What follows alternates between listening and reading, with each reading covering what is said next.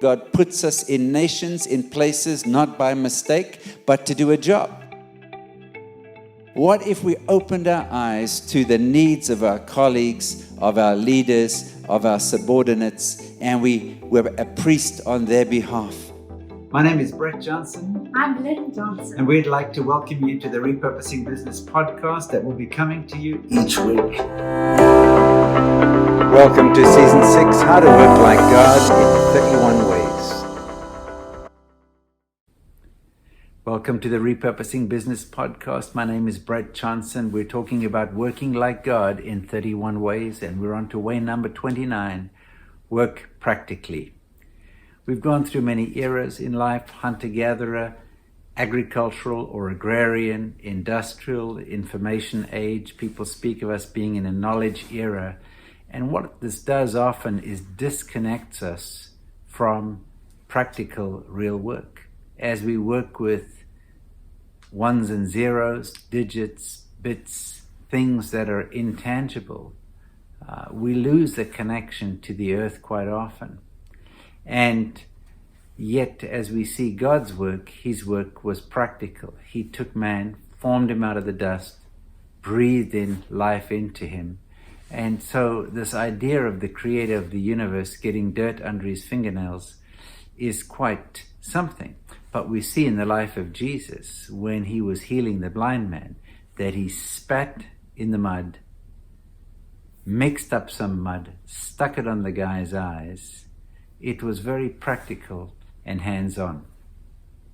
I remember many years ago, in 1986, we moved to the States, and people were very generous to us. They brought us old TVs and gave us things. And after a while, we figured out they thought we were the poor Africans, because our kids, especially our baby who was 8 months old, didn't wear shoes. Why? Because where we grew up in South Africa, you didn't put shoes on children till they were a little bit older. You gave them a chance for their feet to develop.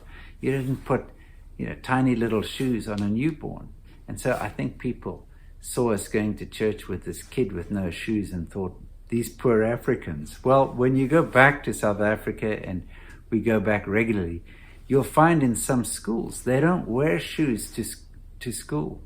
Certainly not in the summer, until the kids are quite a bit older. When they're playing sports, playing soccer or playing rugby, they're not wearing cleats. They're just going barefoot. And there's actually a fascinating area of research, you can check it out for yourself, called grounding or earthing, where people have done research on the health benefits of going barefoot, of touching the soil. And it has to do with the electrolytes, I guess, coming from the soil into one's body. And there's many studies on this.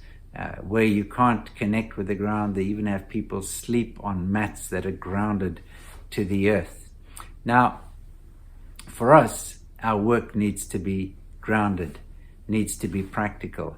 I wonder how many things will be going back to the way they were. As things have become automated, there's a hankering to go back to doing woodworking or metalworking or working in the gardens or growing your own vegetables. It's quite interesting with the pandemic how people have thought about the frailty of supply chains and what can they do to be more self-sustaining. People have been making their own bread and growing their own vegetables. I had a conversation with my son a few years ago talking about which things. He asked the question, Dad, what things do you think will go back to the way they were before? And I think this concept of grounding and earthing is something that's worth considering.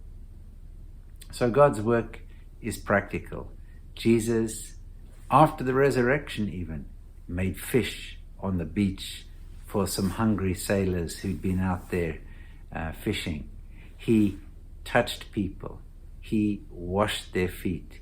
He was involved in a tangible, practical way. He didn't want to be the boss that just told other people to do, as we see in some areas depicted. Rather, he was a player coach. He was among the people, working with them, doing the very things he was asking them to do after he left. So he was hands-on. One of my good friends is very hands-on. Don Cook went to India, and he and his wife Margie went to build homes for widows and orphans.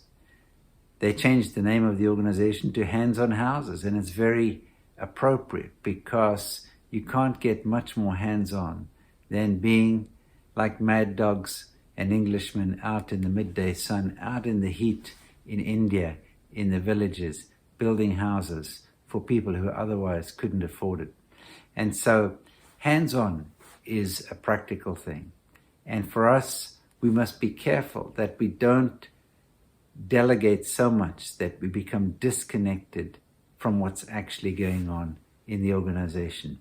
You might have seen the TV sitcoms where the bosses go undercover and they go into companies that they own. So they go and make pizza, or they work on the factory floor, normally in disguise, and they get to discover some of the problems and the challenges among the people who are working for them, working to make their business successful.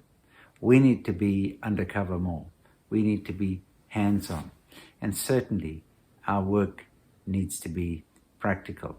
So work like God in 31 ways. Number 29, work practically.